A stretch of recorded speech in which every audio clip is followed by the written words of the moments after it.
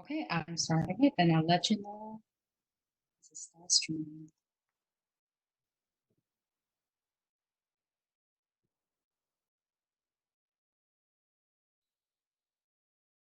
Let us know when we're live. Mhm. Yep.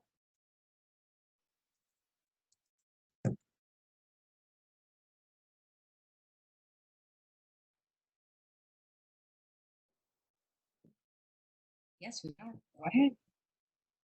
Thank you. Good evening, everybody, and welcome to the Indo-Canadian Chamber of Commerce Thursday Talks. This is our third edition, and we'd like to welcome those of you who were at our first edition and the second edition, and we'd like to welcome all of you that are joining us for the first time today. Please welcome, and with us today we have an eminent panel, and the topic for today's discussion is COVID-19 and international students.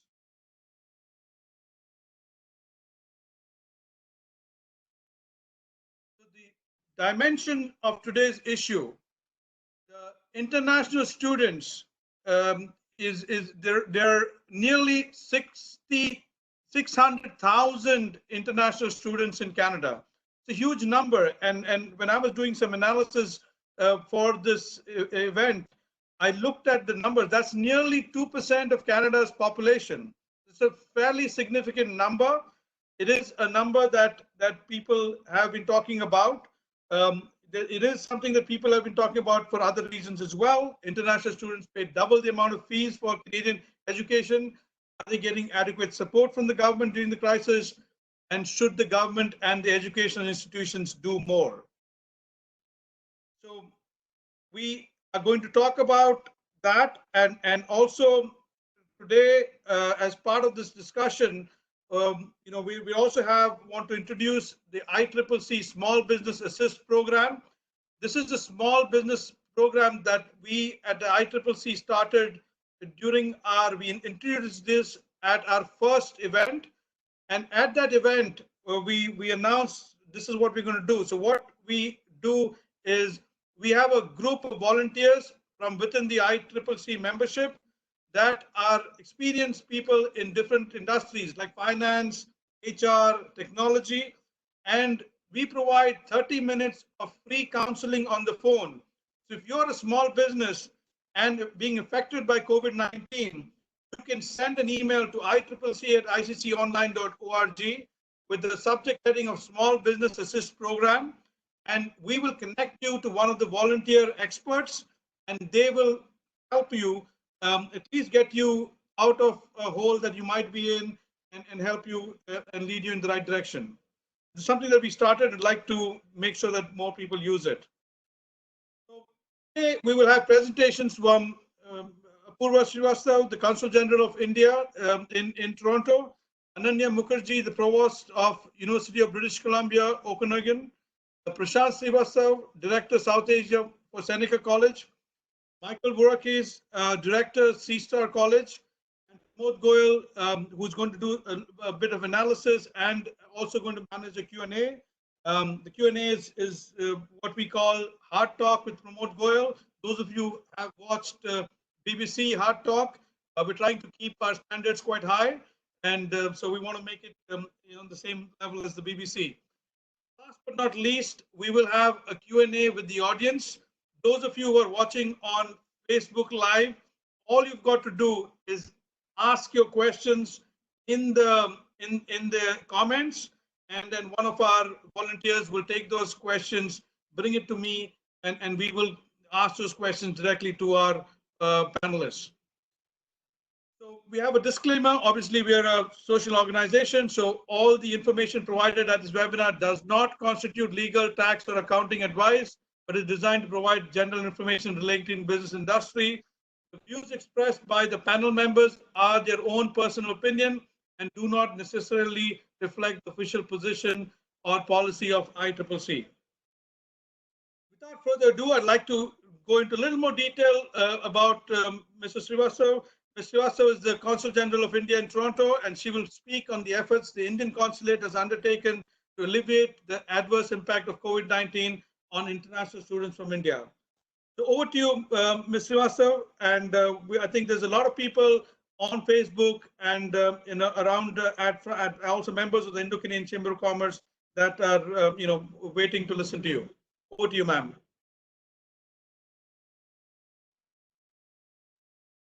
Once, Karen, can you unmute Colin, please?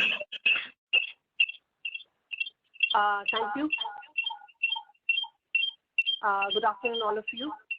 First of all, I would like to thank ICCC for this very timely initiative. This is an extraordinary situation, the pandemic that is in front of us. It's an unprecedented situation. We are all dealing with it. We are all learning from it together. So though all of us have been affected very severely by this pandemic, but I think in Canada, the international students have been hit the hardest. While I look forward to hearing the comments of my co-panelists, because they are the people on the ground and who deal with the students, I would like to mention the few steps that the High Commissioner of India and the Consul General of India have been taken, to help the two Indian students. I'll go from the macro to the micro level. First of all, the policy level thing, what we have done as we have been in touch with Government of Canada and the provincial government. I think it's echoing.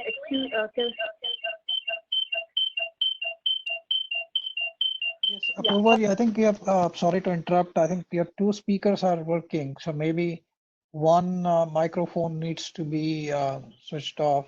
So either your phone or computer, both are taking the audio.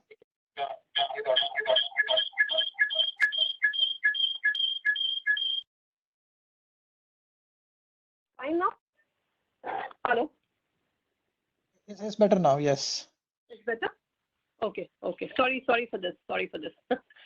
So going from the macro to the micro level, first of all, we have been taking up various issues of international students with Government of Canada and the provincial governments in which our international students are located.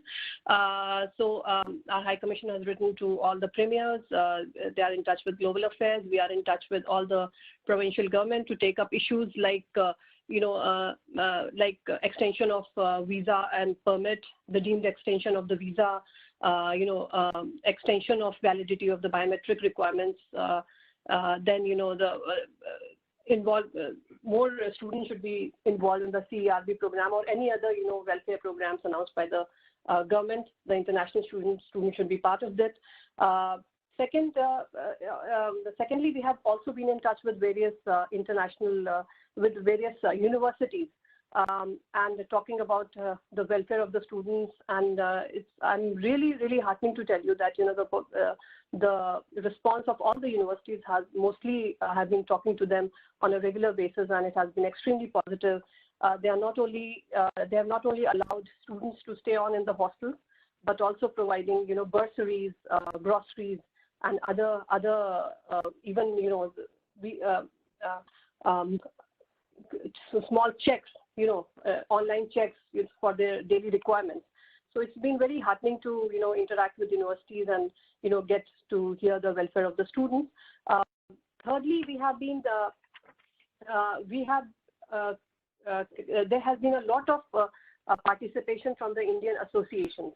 So we have made a WhatsApp group of Indian associations who have been involved in giving help to the Indian students, and all of them have been gathered together. So we receive approximately 200 to 300 emails and requests every day from international students. This is immediately taken care of, and these requests are related to groceries, some for medicines, some for accommodation. And with the help of this WhatsApp group, which already has like 45 Indian associations in various parts of Canada, with the help of these associations, we try and solve the problems as soon as possible. And for instance, today there was this request from a student in Barrie. Of course, it's too far, and we are unable to help him directly. So we contacted the Indian association there, and immediately the groceries, etc., were given to him. Apart from that, we have been making a panel of, for instance, a lawyer. We have a panel of lawyers in the consulate, and we have been making videos and putting on our social media about, how do you, things like how do you fill a CERB application, or there have been several requests from students asking about various things. And we have consulted our lawyers and given them some advice, or we have put the students in touch with the lawyers, which is of course pro bono, many Indian lawyers. Then we have been interacting with a lot of student associations and universities. We have started this e-interaction.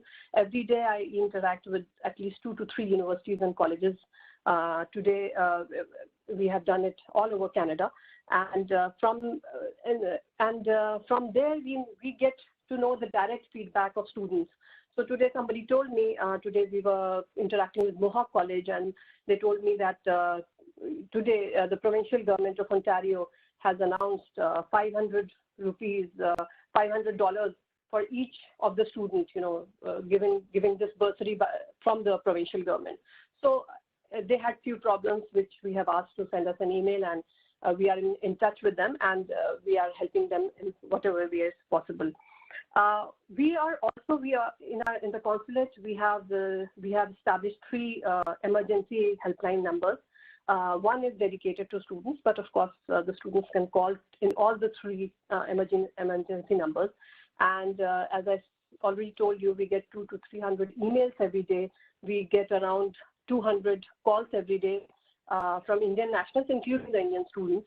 And we have tried to solve the problems to the best of our abilities.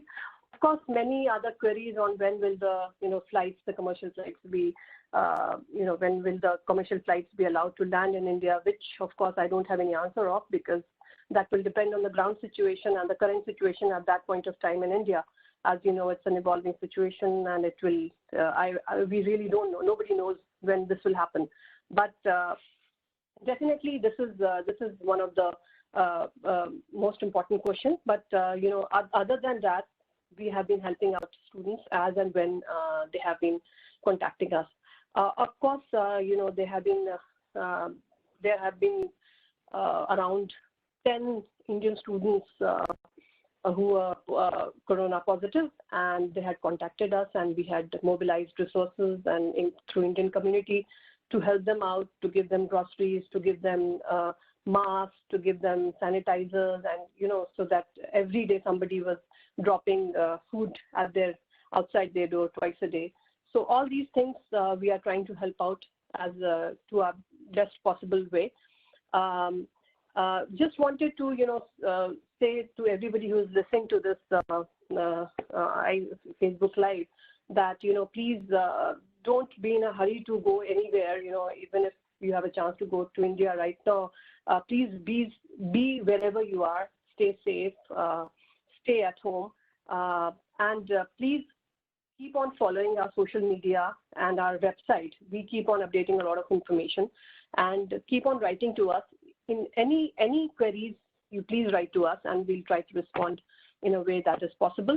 There's a FAQ which we have put up in our social media and our website that will answer most of your questions.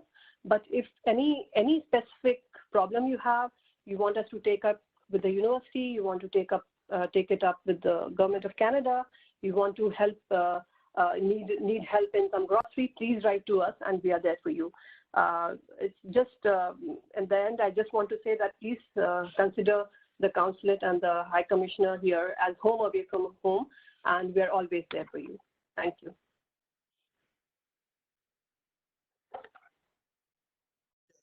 Thank you, Apoorva. That was, I think, it was very soothing to not, I'm obviously soothing to all the international students. I felt good myself. But I think key message, students, if you're watching on Facebook Live, stay where you are. There is no urgent need to go back to India right now. So even if flights do open up, I think the message is, stay put. There is a lot of unknowns right now. I think stay safe, stay where you are. I think that is going to help. We're going to move to our next speaker now. The next speaker is uh, Ananya Mukkerjee. Ananya is the Dr. Mukkerjee is the provost at the University of British Columbia in Okanagan, Dr. Mukkerjee will speak about the measures undertaken by the University of British Columbia to alleviate the adverse impacts of COVID-19 on international students in their university. So over to you, Dr. Mukkerjee. Thank you. If you don't mind, I'll keep the video off because it makes the audio better for me. Otherwise, sometimes it's so. First of all, a big heartfelt thank you to the Chamber for organizing this and giving me an opportunity to speak to our community. I was so heartened to hear our Consul General before us about all of the this is what we are so used to as Indians, that there is a community always for us, whatever is the situation. So in British Columbia, as you may have read, the COVID situation is a bit better managed. The peak has been easier to reach, and it's been a little bit flatter than in some other cases. So we've been working in that situation. And as many of you may or may not know, the University of British Columbia has two campuses. One is in Vancouver, which is the older campus, now about 100 years old. And then Okanagan, which is in the Okanagan Valley, is the second campus where I am based, which is about 15 years old. This is actually our 15th anniversary. And so both in Vancouver and in Okanagan, we have a lot of students from South Asia, Vancouver, all over in BC. In UBC, we have about 1,400 or so Indian students and about 12,000 or so international students, right? So it has been a big concern for us in terms of their situation. And I'm going to mention a few specific things, but I want to say one thing, as a member of the Indian community and as a mother, as an Indian mother, that we do ask students wherever they are to actively seek help if they need. We teach our children to be tough and to deal with their situation themselves, and to take whatever comes their way. But this is a time when it is very necessary to reach out for help. I've told all my staff that whenever they see an international student, either in a residence or who could not leave home or has left and cannot come back and are experiencing a lot of anxiety about just the current situation or the future, please actively reach out to the staff or whoever you need to ask for help.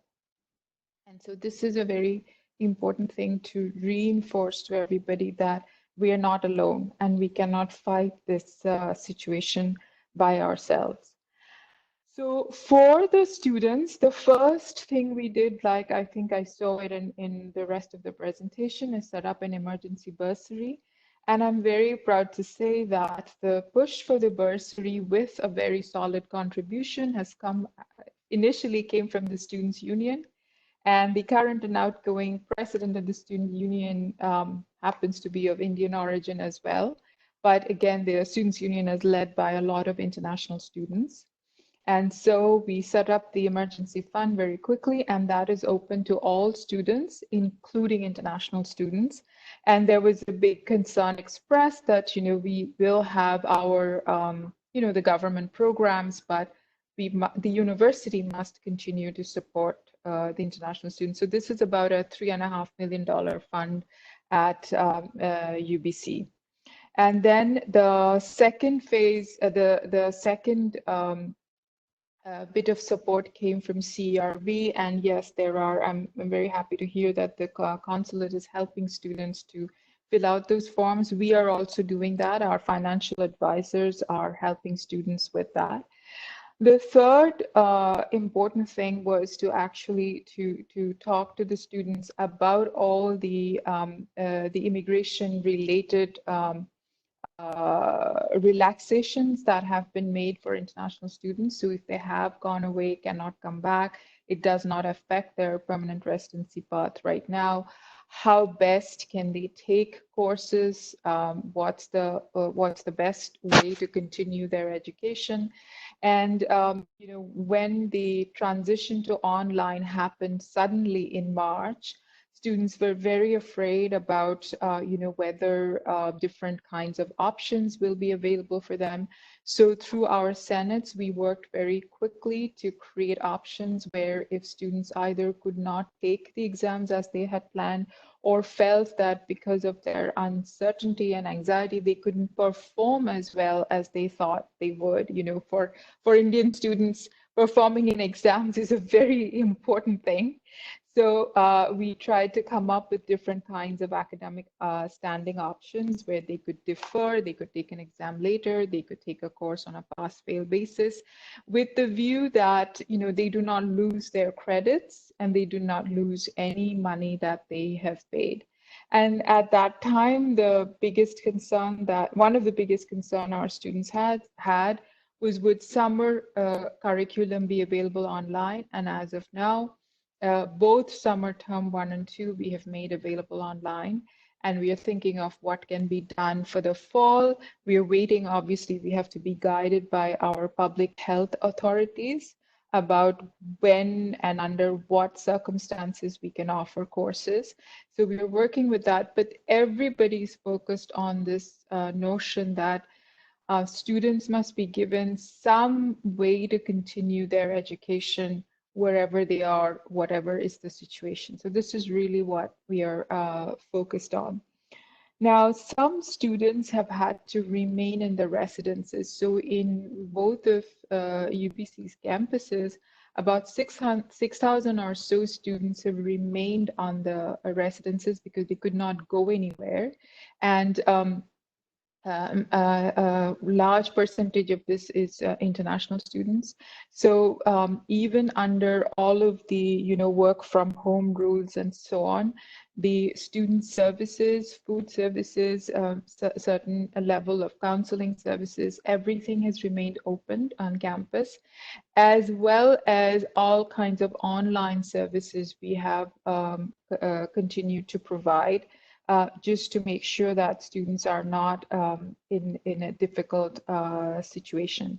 So now moving forward, our goal really is to continue to provide these services, see what kind of educational arrangements can be made for the summer and the fall. We've also established a fund for helping students with their online learning experience, because for some students having the entire curriculum online suddenly is there are challenges. So we are trying to support them with that as well. And as more and more government programs are coming with wage subsidy, with research, which there are some programs which does not necessarily distinguish between domestic and international. We're trying to take advantage of that as much as we can, while continuing to focus on the emergency bursary as a source of support for international students. And I'll just conclude by saying one thing. We talk a lot about, obviously, the money that comes through international tuition fees from students. But the other very important thing that comes with international students is their intellectual ability, their global experience, the perspectives they bring to our classrooms.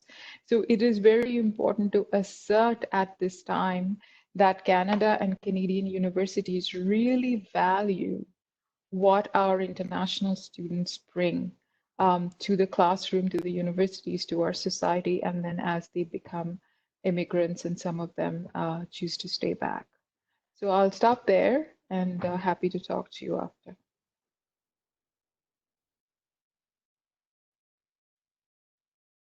Thank you very much, Dr. Mukkerjee.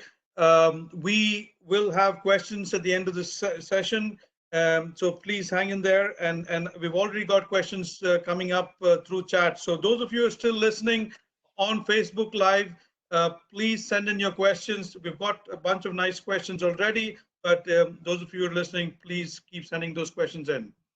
So we will now move to our next speaker, who is Prashant Srivastava. A lot of you probably know Prashant. Prashant's very active in the Indian community, and Prashant will speak about the measures undertaken by Seneca College, again, as it relates to COVID-19 and international students. So over to you, Prashant.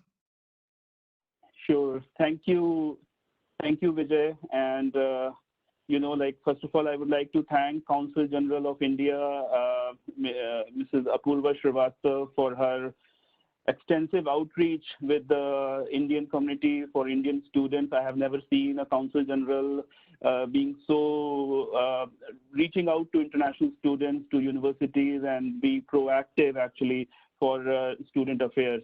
And also, similar to University of British Columbia, what Ananya mentioned, the measures taken by UBC is in the welfare of both domestic and international students. Again, it goes by our Canadian belief, a student is a student is a student. So in terms of educational institutions, when it comes with the service opportunity, we don't differentiate between international and domestic student. And again, this COVID-19 situation, it has been unprecedented, and it is every human being on the planet has been affected by it. Each sector, if you see the financial industry, stock markets have planned travel bans. More than 100 countries have travel bans. So it has made us stand still. And yes, we most of us are at home working remotely, trying to find new and innovative ways to be active and continue working.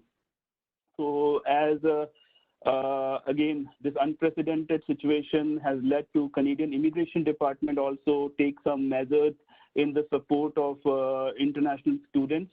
And I will talk about that briefly with this slide. So first announcement, it came with the existing students who were enrolled in the winter intake, that when the classes moved to the online mode by many universities and colleges, the Canadian Immigration came up with the announcement that if your class has been moved into an online mode due to COVID-19, the eligibility for the postgraduate work permit program will not be affected. And this helps us actually in maintaining the demand and also the questions which were coming from international students who were also about to travel from overseas, and due to the travel ban, they were not able to come. So we then moved the delivery to online mode, and we also gave students an option. They can remain in their home countries and start their studies from their home countries. That way they can have continuity also with their education.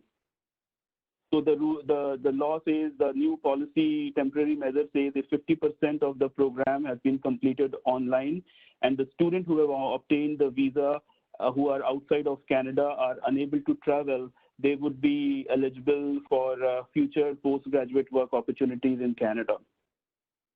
So this was a big announcement which helped all the Canadian educational institutions to pivot their learning towards online mode. Again, with this situation, it is all about flexibility and adaptability, how flexible we can be and how adaptable we can be, and we have to change with the situation. So that's how the Canadian immigration and then institutions also responded to this change. In terms of Seneca as an institution, our response to COVID-19 is everyone at Seneca is fully committed to the safety and well-being of our students, staff, faculty. And as we responded to this rapidly changing circumstances, a number of measures have been taken place, which is aligned to the Government of Canada's recommendation related to public health. So we have created a portal, a website, actually, a dedicated website in which we give day-to-day update about COVID-19. That is on the next slide. Vijay, if you can please move it to the next slide.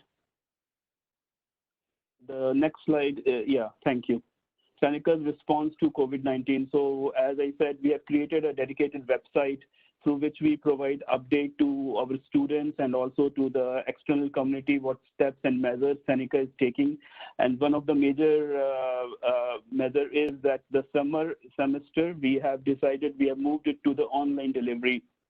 And again, like we recommend students wherever they are, they can start their learning from their home countries if they feel flexible.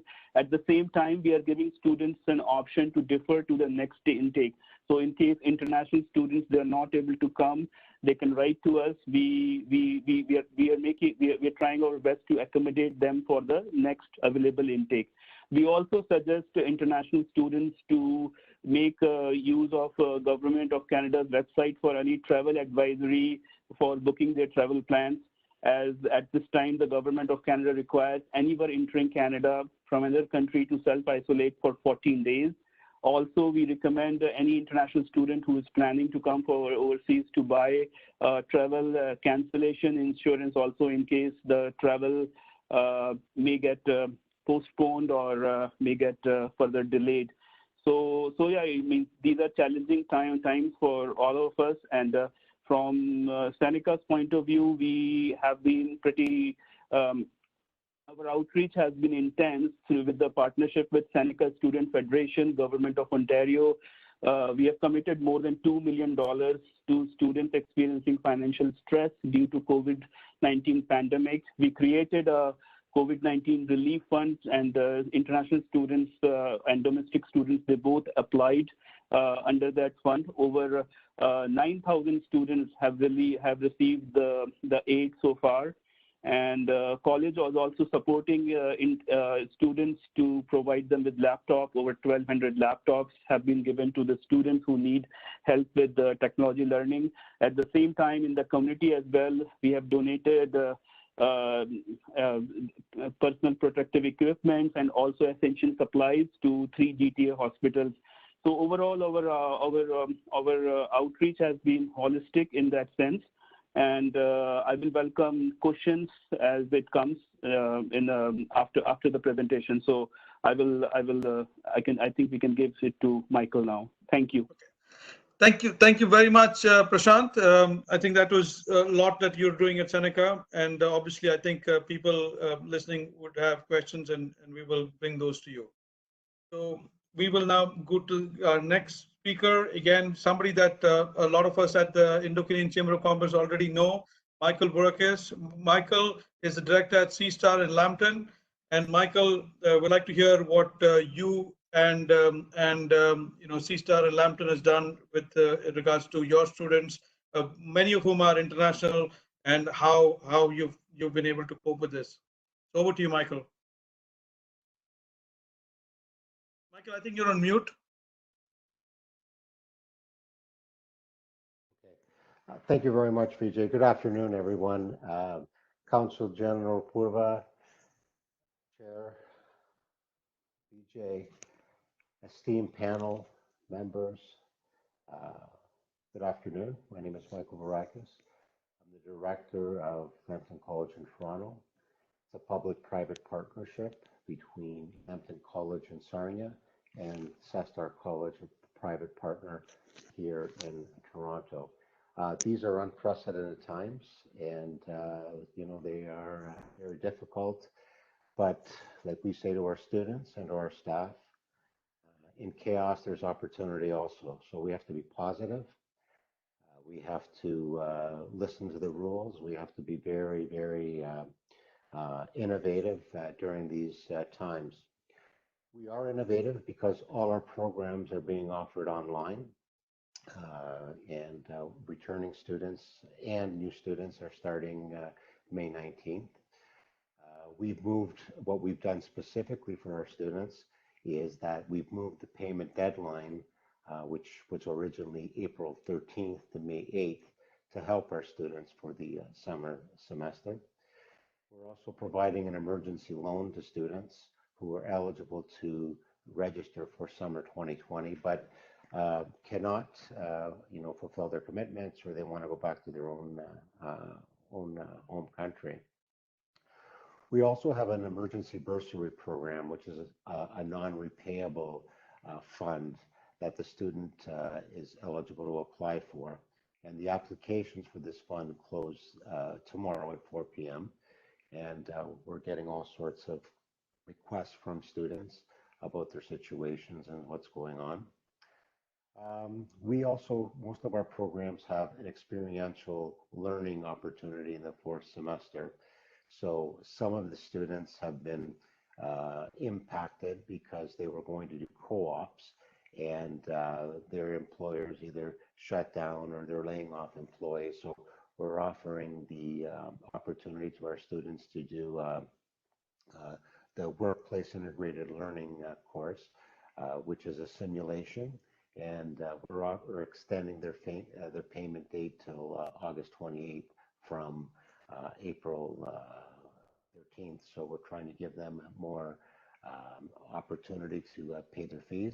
Also encourage them to also apply to the emergency bursary fund, because between the co-op and will fee, there's a differential of almost over $1,700. What we just finished today, we just finished dropping off 700 personal care packages of food and hygiene products to our students. And we designed the packages based on where our students are from. 85% of our students, and we have close to 4,000, are from India, but we have students from 25 other countries. So we designed the packages and we dropped them off based on their country of origin, a personal care package, and our staff did this and delivered them all over the Greater Toronto area, and it's as far away as Guelph and Waterloo for a couple of our students. Number 6, we're also allowing students who are supposed to be on their academic break for summer and taking their third semester in fall. We've allowed them to do the reverse.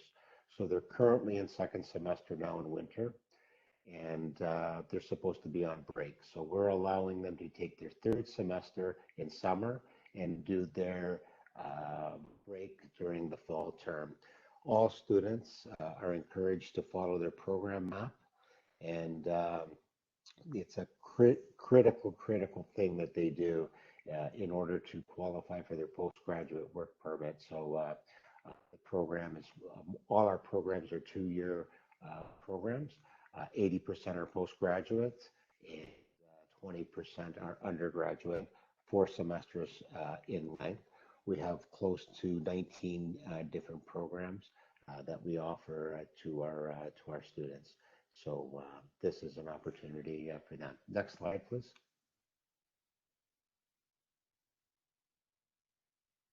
It's on, Michael. Okay. Now, our students are allowed to study online. Current students in semesters 2, 3, and 4 will continue online for summer 2020. We are offering 4 programs in the business area for new students that can start their studies online in their country. And we're offering our programs in the early morning to be able to coincide with the time zone in India, and making it more palatable to our students. We're also giving students a 30-day trial of the online program. They can try it. If they like it, they can stay. And I'm happy to say we just had a survey of our students that 86% are very, very happy with the service that we're providing them in the online environment for their academic courses. But students still have that option. So new students that are joining us online have 30 days to say, you know what, I like it or I don't like it, and then they can defer to fall of 2020. All our services are available online, and our administration, our student service advisors, our co-op advisors, tutoring center, management, including myself, we connect with our students and staff through Adobe Connect and Hangouts and Microsoft Teams and Cisco WebEx and whatever format we're required. And our PAC committees are still going on, program advisory committee. So it's It's business, not as usual, but still business is running, but just in a different format. So we're very happy. I'm very happy to see that we have over 200 staff and instructors for working together and making it happen for our students. Mental health support. We're very lucky to be in the North York area, home of Costi, and they have 3 offices. We also extensively use the Connex Go app provided by the Government of Ontario. 11 of our staff members are trained in mental health support and help our students with mental issues, mental support issues that they encounter coming to a new country. 100% of our students are international, so there are lots of different coping issues coming to a new country. We're there to assist. As was mentioned before, IRCC has stated that 50% of the program could be offered online. So for example, students that start in summer could do their second semester online if the situation is still the way it is right now. They would take their break in the winter, they would come back in person next summer. So we're all set for that if that's the way this pandemic works out. We're hoping to be back sooner than later, but we also have to be prepared if it's going to take longer than anticipated. The Canada Emergency Care Benefit, CERB, which a lot of people have talked about, does apply to international students. And if they've worked in 2019 for a minimum of $5,000, they are eligible for the emergency fund. And the IRCC just changed the rule yesterday that students who are studying full-time can now increase the amount of hours they work to 40 from a maximum of 20 if they're in essential services that are healthcare services that are required. I think it's an excellent opportunity to allow our international students to shine, to let Canada know what international students can do, and let them bring their expertise, competencies to the Canadian environment. I think it's an excellent way of being able to show what they can do. So this is a couple things that we're doing for our staff and students. I would be happy to take your questions. Thank you. Thank you very much, Michael. We have quite a lot of questions already coming in, so we will come to it as soon as we get to the next section. So we have our next speaker is Mr. Pramod Goyal. Pramod Goyal is the President and CEO of Canada-wide Financial Corporation, and also, more importantly, is the President and Chair of the Indo-Canadian Chamber of Commerce, the ICCC. So and at the ICCC, Pramod's also my boss, so I will get out of the way quickly, and over to you, Pramod. Thank you, Vijay. Very good afternoon, ladies and gentlemen.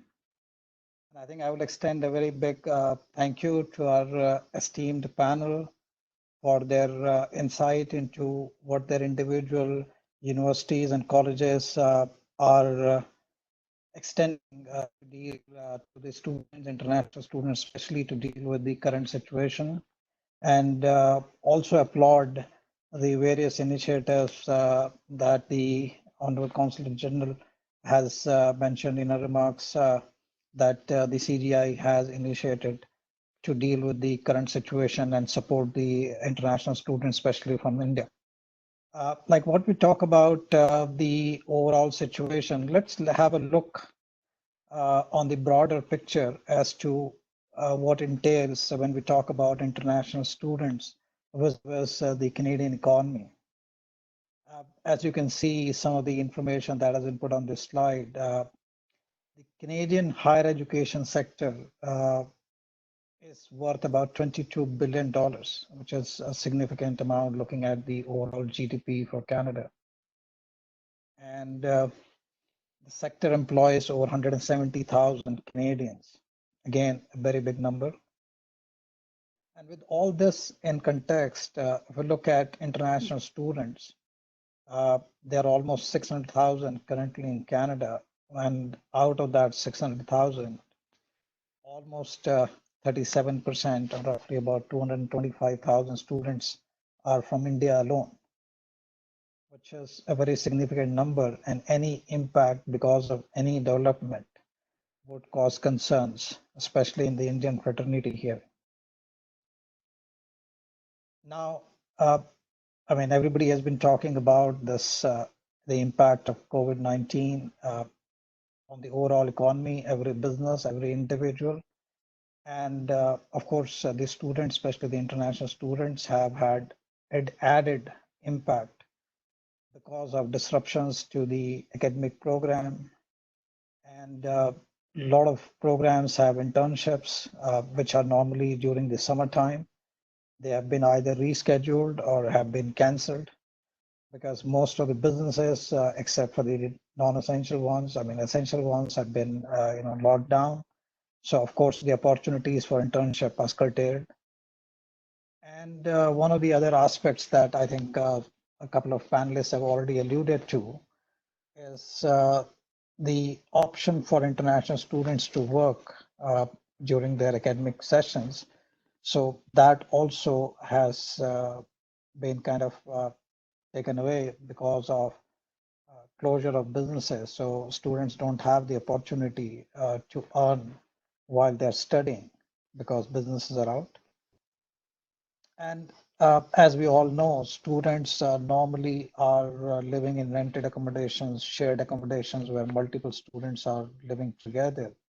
And now with restrictions on moving out and having to maintain social distancing, I think it would be a challenge to live in one-room apartments or shared basement rentals. So I'm sure it would be very hard on them to cope up with this. And some of the students that we've been hearing are not even able to return if they have finished their academic session, or there was nothing more to do during the current session if they wanted to return back.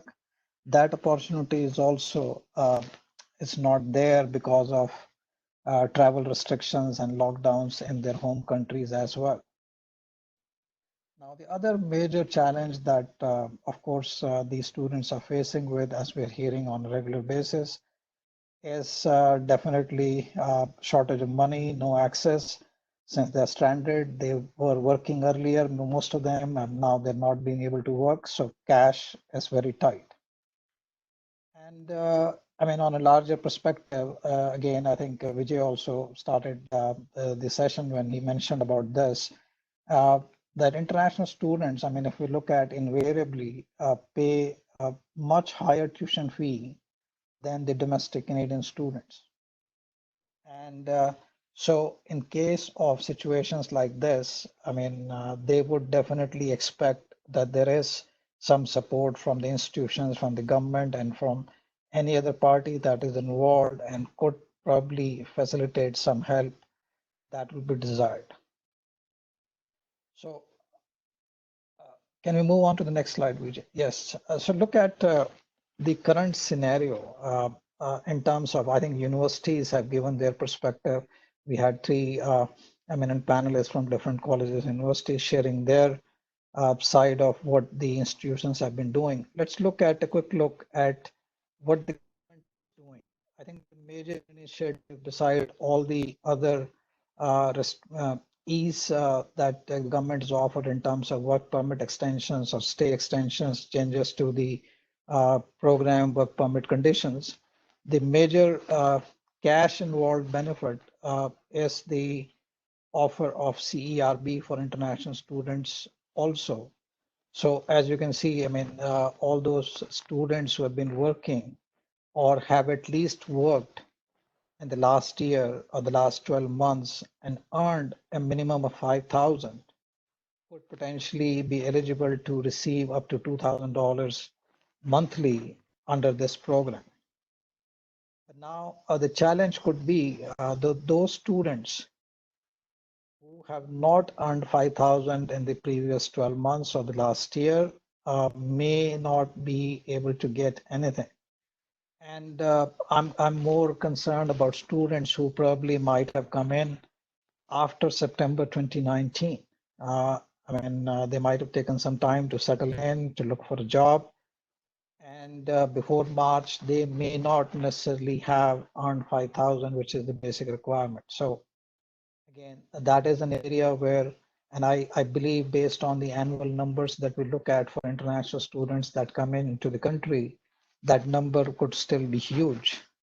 And these students would be totally deprived of any financial aid from the government under the current scheme of things.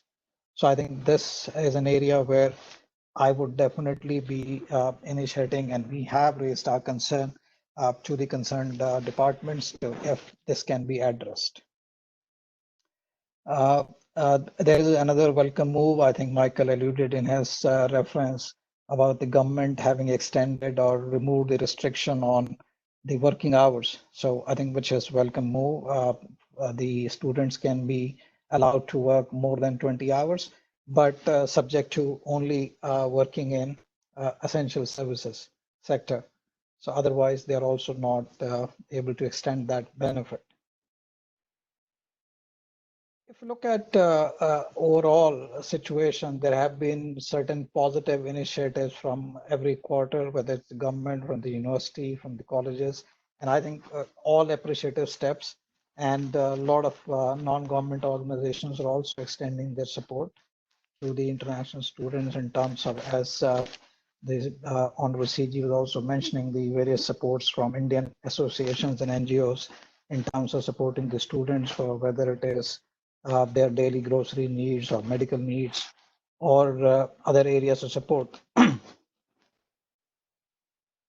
We have also looked at some of the other concerns that have been coming in, and I would like to, ask all of you a few things that come to our attention at the chamber and on personal note. And so one area, as I mentioned just now, that some of the students might be struggling financially because these students also rely to some extent on the working conditions that they have. So they have this work permit for 20 hours per week. So they earn some money while studying. So now this being taken away or not available. And I saw that most of the colleges and universities have extended some sort of financial assistance program. But I would be more interested in knowing if any one of the university or colleges has either waived the tuition fee or lowered the tuition fee for the current programs or the upcoming sessions that these students who are currently enrolled in terms of payment of their tuition fee, or either they could have been relaxed in terms of payment deadlines for those courses. So I would invite either Prashant, Michael, anybody to respond if there is any such initiatives taken by either of the colleges or universities. So I can answer one. I think I actually forgot to mention that from UBC. So no, reduction and waiving of tuition fees has not yet happened, but the extension of the summer fee payment deadline is now till June 18th. That has happened. And also in some cases, there are discussions of a different kind of a payment plan going forward, if there can be any kind of, relaxed, but those are all under discussion. But I cannot say that other than that fee payment extension deadline, there has been a reduction yet. And I don't know of any university, at least in British Columbia, where that has yet happened. Okay, thank you. Prashant, you were saying something? So Michael, you were saying something, yeah. Yeah, just a couple things. As Dr. Mukkerjee said, that in Ontario and British Columbia, the institutions have agreed, colleges have agreed anyways, that there's no reduction in tuition fees. We do have a considerable amount of expenses that need to be paid, offering the programs online. All our staff are still employed. They're not laid off. But we are working with students in extending the payment deadlines. We're looking at different funds that are available to them to help them out.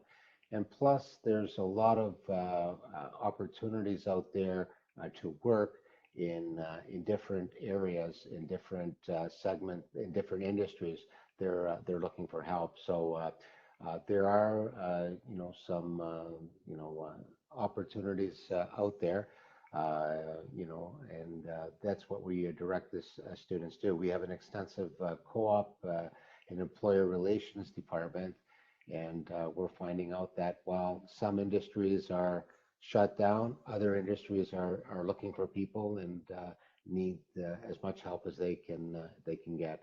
But tuition has not been lowered. Now, what we've done is lower the ancillary fees. There's some ancillary fees, I think, to the tune of $100 that aren't being utilized for the summer semester because it's an online environment. That's being reduced, but academic tuition, that's not being affected at all. I see. Is there some restriction in terms of legislative requirements, or is it that the colleges or universities have not taken that decision just for any other consideration? Well, I think the thing is that these are expensive operations to run, right? So the thing is that if we didn't have staff or utilities or expenses to pay and things like that, then you would say, okay, you know what, what are you doing with all this money because you're not paying that?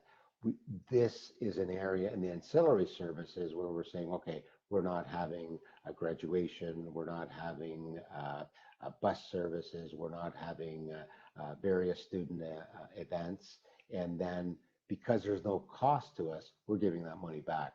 But on the academic side, student support side, tutoring, co-op, career, employer relations, student services, all these things, there's a lot of expenses that are being incurred right now. We have an elaborate online learning system with Adobe Connect, and there's a lot of expenses that are related to that we're trying to offer the best opportunity possible for our students. And with 86% happy with the way things are being done, as the latest survey has indicated, I think we're doing the right thing by being able to provide that service to the students. Sure, no, understandable. Thank you, Michael, for that explanation. Prashant, maybe I would like to ask you, since as I was mentioning earlier, it has come to our attention, like since the students mostly live in shared accommodations or basement rentals and all that, and if there is any eventuality, which in cases we have heard, that they're required to go into quarantine because of anyone getting suspected of sharing something with somebody or testing positive, they have no way to go out and get another room or go into a hotel or motel. Is there anything that your college in particular or any other organization is helping these kind of situations to students to gain temporary accommodation while they're being quarantined?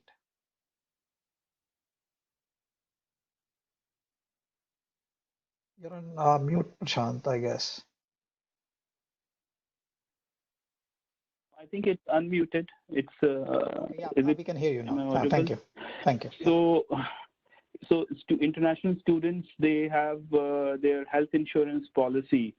So the health insurance policy has significant coverage in these situations, and the policy, each individual these are private health insurance coverage.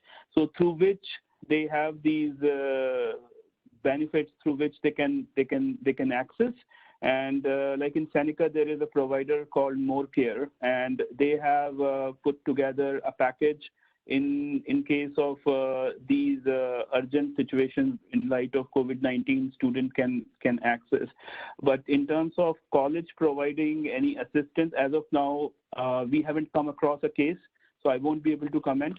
but we have not asked our students in the residence to vacate. In fact, international students staying in the residence, they although if they are not pursuing summer intake in the college, they have not been asked to vacate, which means they can continue living in the residence. So those kind of accommodation we are trying to make, which is in our reach.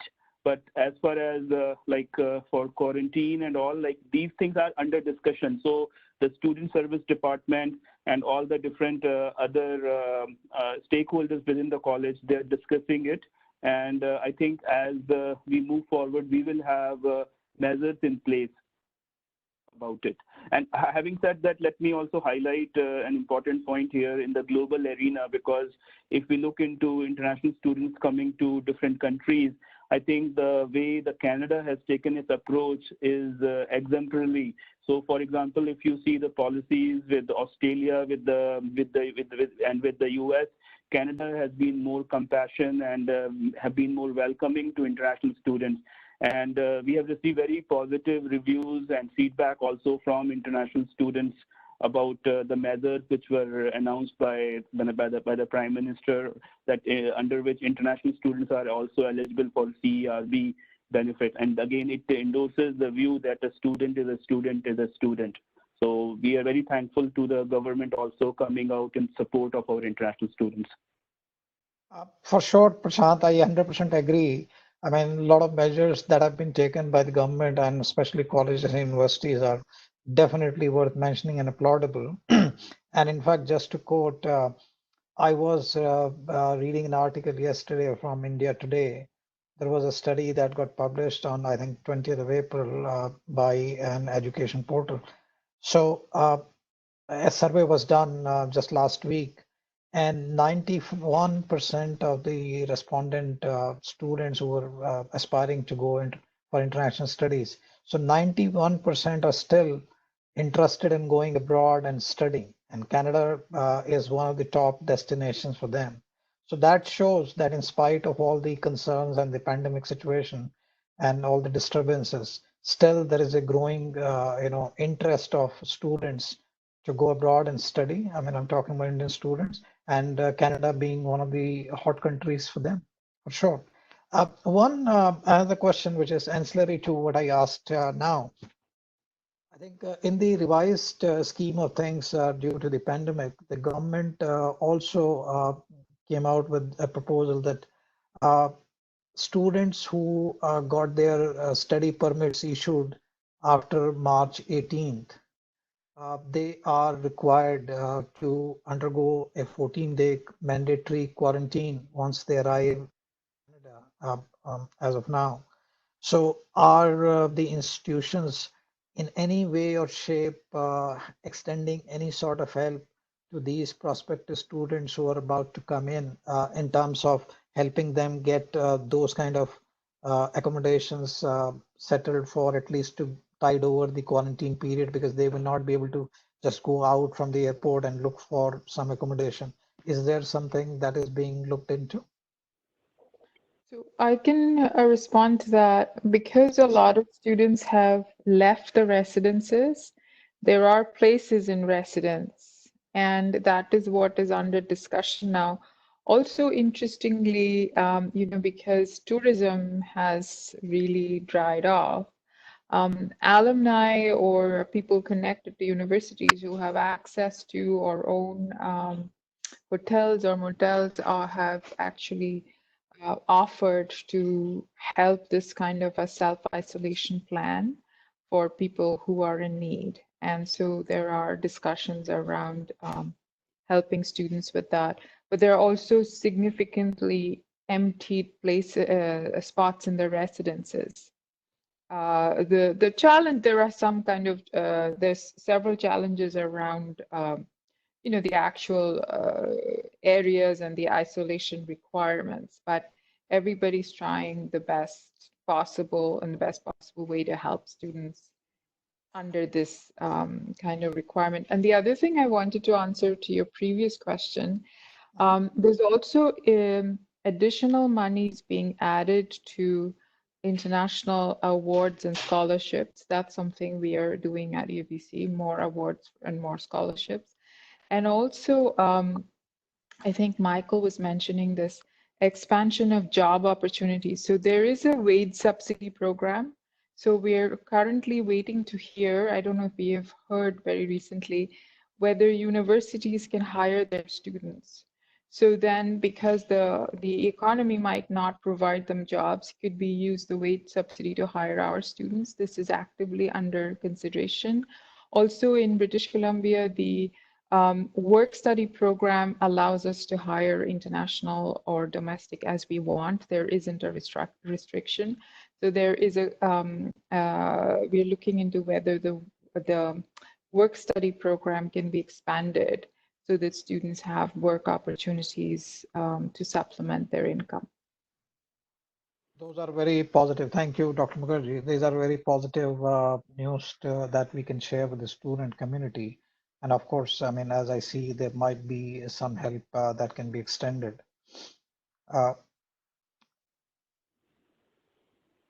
One other thing that I would like to ask, as I also mentioned, I mean, there is growing interest of students that still want to come and study abroad. But have you noticed any significant change in the number of admissions or applications that you normally would have seen now in the current situation? That is part A of my question. And are we, since the students are not able to fly in because of travel restrictions, especially for programs that are to start in, say, summertime, some of the universities and colleges have May intake, and then, of course, September being the major intake period. So there also, I think there is some sort of uncertainty as to what will happen by then. So do you see any significant change or any particular pattern in terms of admissions or anything different than the normal routine? So, means if I can answer this from the experience of Seneca, we are seeing a trend in which a large number of students are deferring to the subsequent intake, which is the fall intake. And there are only a few students who are showing interest to enroll for online programs who are overseas. So the rule is like students who have received their student study permit approvals, they can start their studies online from their home countries. And we are offering them an option to start online classes for May intake. So the response is not overwhelming. Majority of the students, they are showing interest more to defer it to the subsequent semester. But the students who are in Canada, there are a large number of international students in Canada. For example, in last 2 years itself, Canada has welcomed over 400,000 international students. So these are the students who are already in Canada and they are looking into options of continuing their education in Canada. And they are the ones who have shown more interest for online courses than the students who are overseas. Overseas students who have received the study permit, they are not showing much interest for online courses as of now. So yeah, we are seeing a decline. Yes, it is evident that the applications have not decreased significantly, but the students who have applied to those subsequent the most upcoming intake, they are deferring it to the next available intake, because I think international education is about the experience. They want to experience Canada, they want to come in Canada, interact with Canadians and be part of the society. So that experience itself when is not there. So yeah, these are the challenging times for us. Sure. Do you see something similar, Dr. Mukherjee, or is there a change of situation on the west side? Very similar. So those who are in Canada, including high school students, there's a large number of high school students who are in Canada and want to go to university or college. Very high rate of acceptance. We're not seeing the demand for deferring yet. Our date of acceptance is June 1. So we're seeing a bit of slowdown and also lots of questions about what exactly is the fall going to be. And just as Prashant said, I think students are torn between two choices. One is that how soon can I start? And this is very characteristic of the Indian community. We don't want to waste a day away from school or university. Everything had to be done yesterday. So there is that pressure. On the other hand, the concern is the educational experience. Will there any rule around immigrations change? So we are advising students that take care, consider all your options. If you take a less than full load in one semester, nothing is going to happen. You can continue with your studies. And we will keep working on, we're not expecting that the immigration policy will go back and say that, I mean, the policy is quite solid and it's been announced very proactively. So that is the challenge. And the other, unsaid, what we're hearing from students, again, culturally, it's difficult for students to express the concern with money, but we can hear that I don't know what the situation at home is going to be like. Things are in lockdown. Will my parents be able to afford the same? So there are all these kinds of concerns that we are trying to allay as much as we can through the advising. And by June 1, we will have a clearer picture of the trend of this year versus next year. Excellent, for sure. Thank you very much, all of you, for answering my questions. I would request Vijay to take up questions from the audience again. I mean, we have some time I have still more questions, but I would rather have audience questions taken up first. And if time permits, then we'll go back. Yes, absolutely. So thank you very much, Pramodji. We have already some audience questions, but if we have any more questions, people in the audience, please feel free to still send them in. So one comment, I would say, is not a question but a comment, and this is something that some of you should feel proud of. This is from Abhishek Sharma. He says, "I'm a Lambton student. Both Lambton College and the Indian Consulate has been very helpful to us." I think that's fantastic. So Lambton College, good job, guys, and Apoorva ji, I think that is definitely a pat on the back for the Indian Consulate as well. So I have another question here from Amit Arora. Amit says, which I think Prashant kind of alluded to it already. How are students taking work, study from their home country? Are they actually taking to it easily? But I think you kind of said no. But what if you gave them the option of you can go and complete the rest of your studies in your home country, or you can start in your home country and come back? So how are they taking to this? So Vijay, as I said earlier, this is a new experience for them. They haven't witnessed these kind of options for international education, that they can start the course and then they come. Again, I want to emphasize, the options which we are giving for online courses is for students who have received the Canadian study permit. They have been approved for a Canadian student visa, and due to the travel ban, travel restriction, and the current pandemic situation, they are not able to travel. The option is for them. The option is not for any student who is applying at Seneca or whose visa is in process. It is for the student who have already received their study permit. They are destined to come to Canada, but due to this unprecedented situation, they are not able to make their travel plans. So the trend is when the announcement came from the government, after that we did a series of webinars with our network of agents and partners in India. And when we spoke to the students and parents, a few of them were living in bigger cities where internet connectivity, because again, the connection of the delivery of the online course is dependent on the internet connectivity, bandwidth, and also the student's intent as well, that how receptive he or she would be for online education. In bigger cities, we are seeing the interest, yes, from Delhi, Mumbai, or in Bangladesh also, Dhaka, we received confirmation. From Sri Lanka, from Colombo, we have received the confirmation. So again, it is also where how the internet connectivity is in those countries or in those geographical locations to this online accessibility to the internet.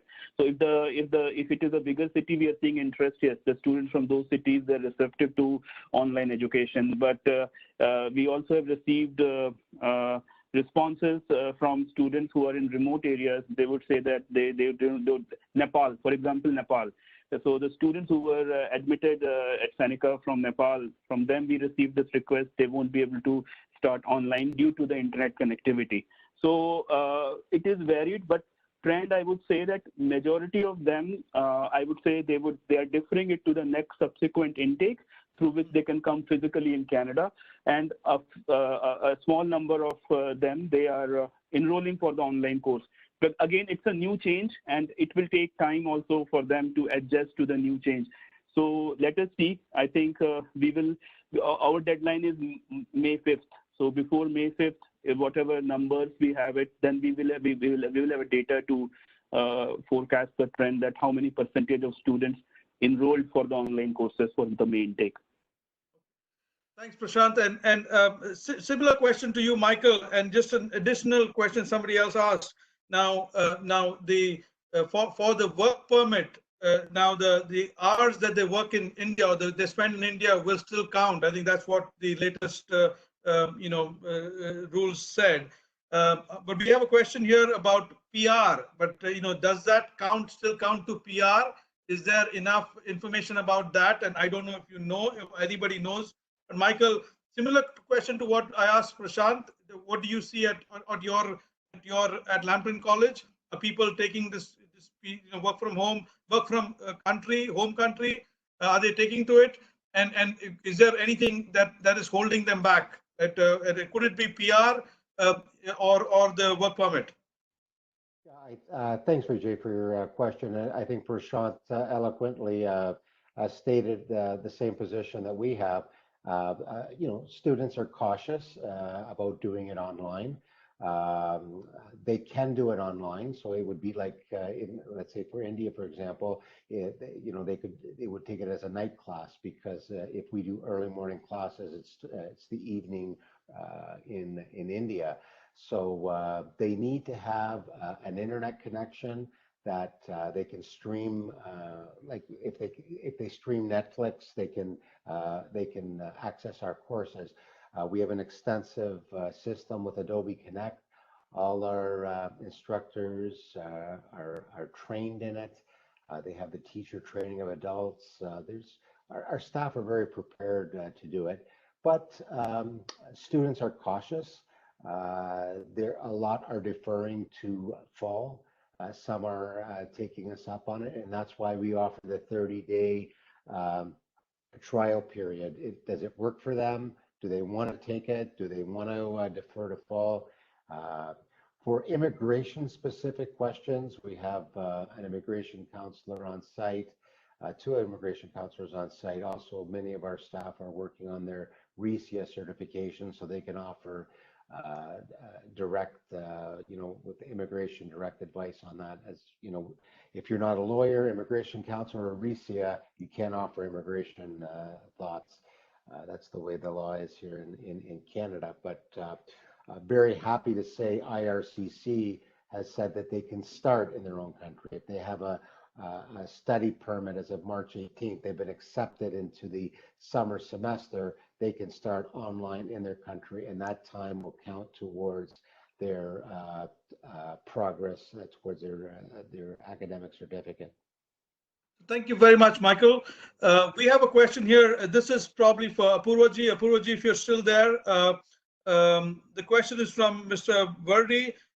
He's saying, how can people, how can, let's say members of the ICCC or, members of the Indo-Canadian community, how can they help in this situation, right? I mean, and this could be a question to the colleges, but specifically to the Consul General and the Indian consulates. How can they help? Like, what help do you expect, and then how should they go about?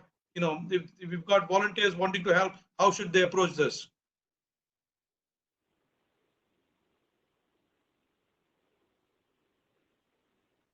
I'm very proud to say that most of the Indian community are helping a lot.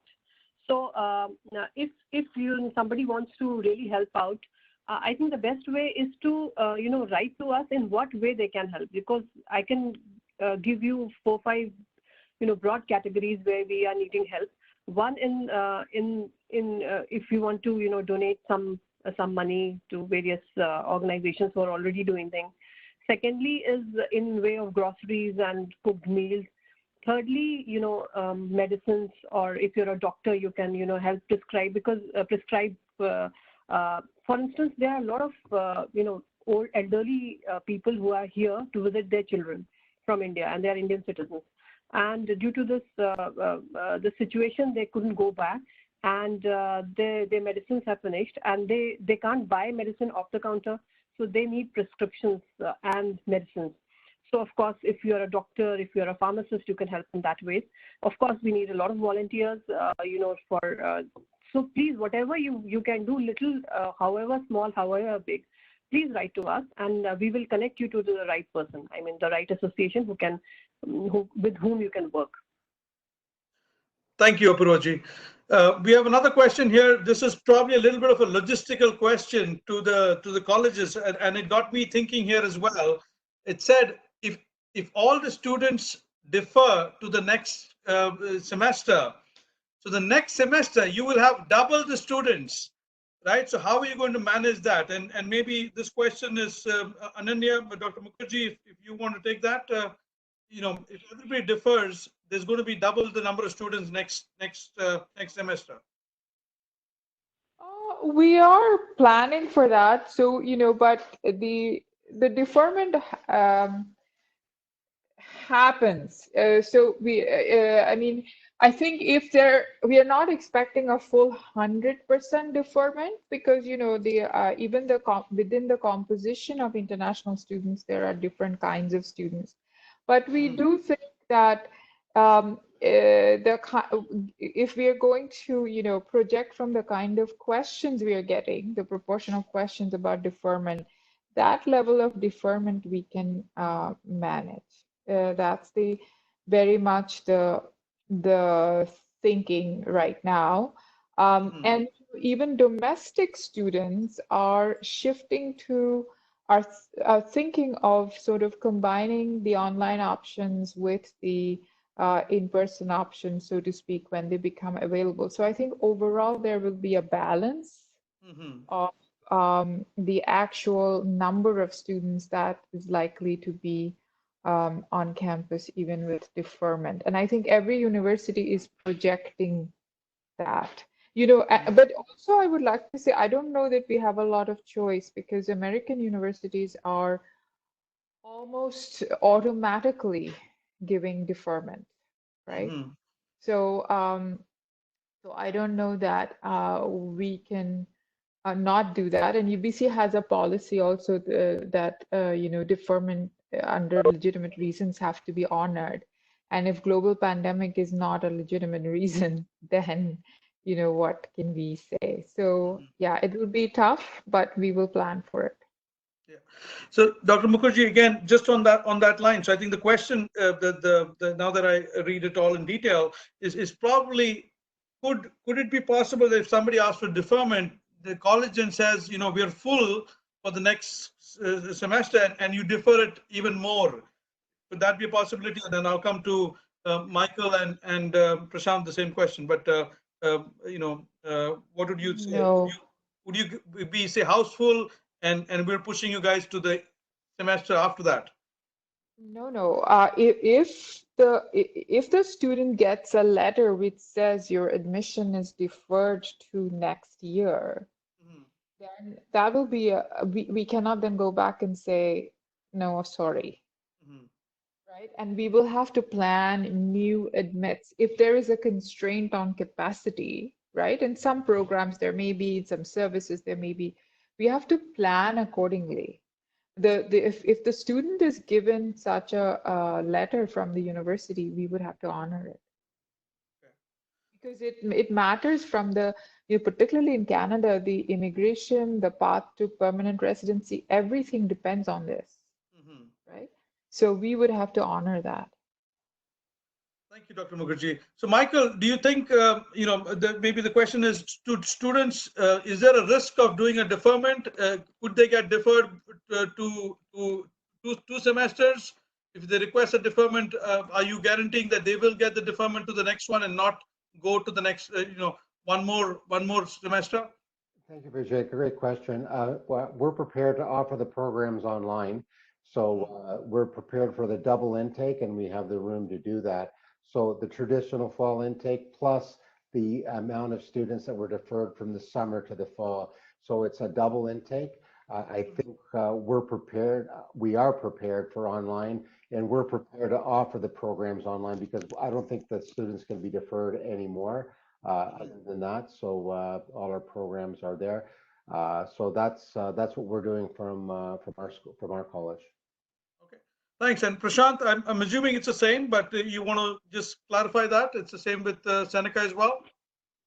I mean, it is the same, and also I would just like to add, we are waiting the announcement also from the federal government, like as our advocacy for colleges and institutes of Canada, CICAN is a body, and I'm attending their webinars weekly. They do have COVID-19 update, and in that update, it was told to us that the plans are underway by which IRCC will come out for an announcement for fall intake also. And again, like it all depends. What that announcement will be, and as a college, we will have our policy and the process aligned to those announcements, like what we have done right now for the May intake. We are offering the courses online to international students who have received their visas, study permit approvals. They can enroll into our online courses for the May intake. So yeah, a lot of unknowns. I would say that a lot of unknowns are there, and over a period of time only we can provide a clarity. And again, there are no right and wrong answers at this point because this pandemic has taken everyone with a shock.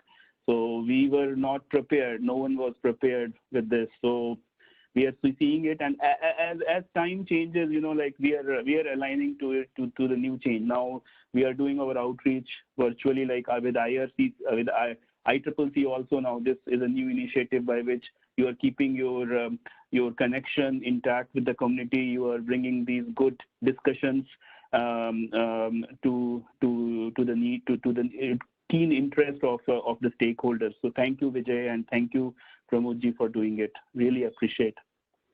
Thank you. So one last question, I think we're almost out of time, is, there is, this is affected. It's almost like a supply chain, right? I mean, you've got people that are coming in from colleges in India or other parts of the world. Now, those universities are themselves backed up, right? So some of them have to clear a degree and then come here for a postgraduate degree. So that degree itself has not happened. So do you see a lot of that where, people that, probably got admission on the premise that they will complete a degree, but that degree itself has not happened or is now in limbo? What happens to those kind of people? Now, question to anybody, Dr. Mukherjee, if you want to go quickly, we've got a few.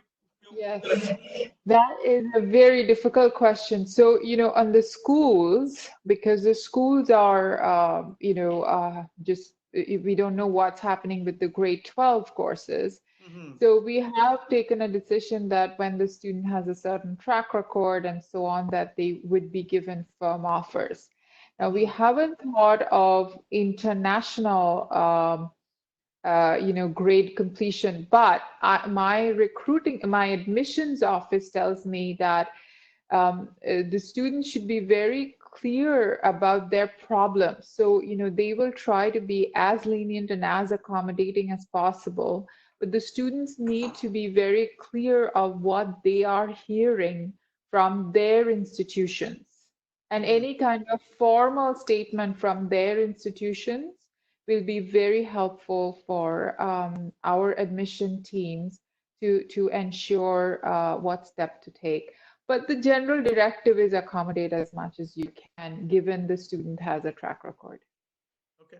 Thank you, Dr. Mukherjee. We'll get last comments from you, Michael, on this one. I know this thing. My daughter's in grade 12 and she's just got into university, and obviously she's local in Toronto, and it worked that way. But to Dr. Mukherjee's point, maybe the same is not true for international students. But how is Lambton coping with that?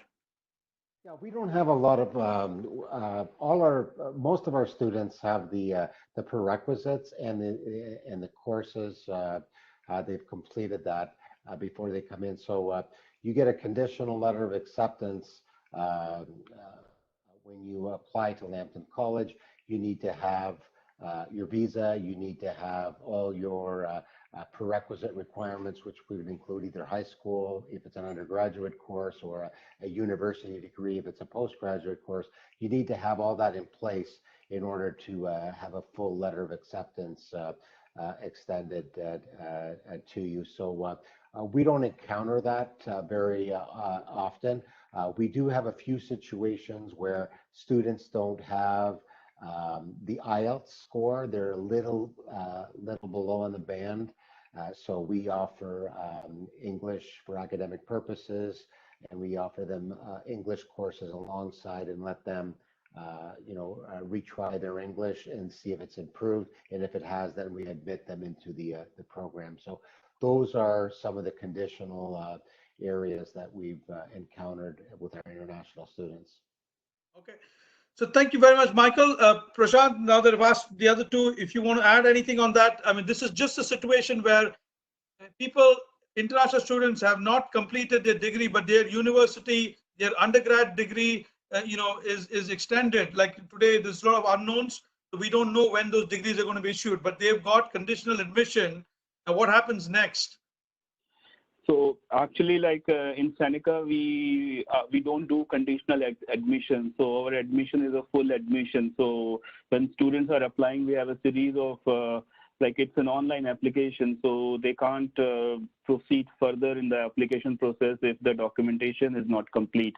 However, with COVID-19 situation, we have adapted a flexibility, and on case by case, we are looking into those scenarios because we know that the results have not come and the degrees are awaited.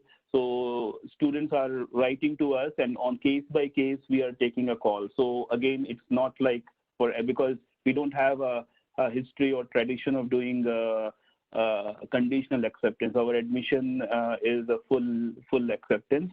But now with this scenario, on case by case, we are looking into those considerations. Yeah. Thank you very much, Prashant. Now that brings us to the end of this session. Pramodji, if you have any last comments, statements, questions?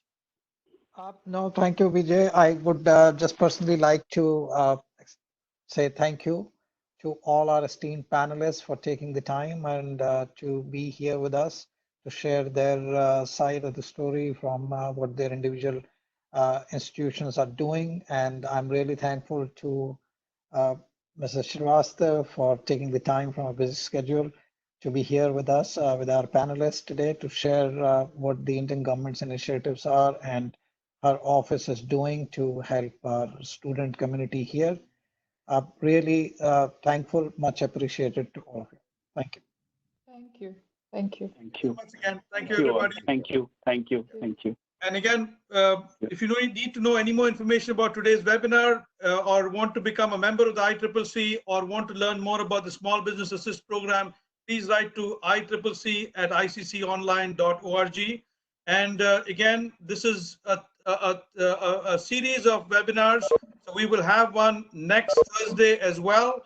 The next Thursday will be COVID-19 and legal aspects, legal contracts, and everything from a legal perspective that anybody in business or from a personal perspective has to look at in a COVID-19 situation. So see you all next week, same time, 4:30 p.m. Stay safe, and thank you very much for joining in. Thank you very much, Vijay. Thank you.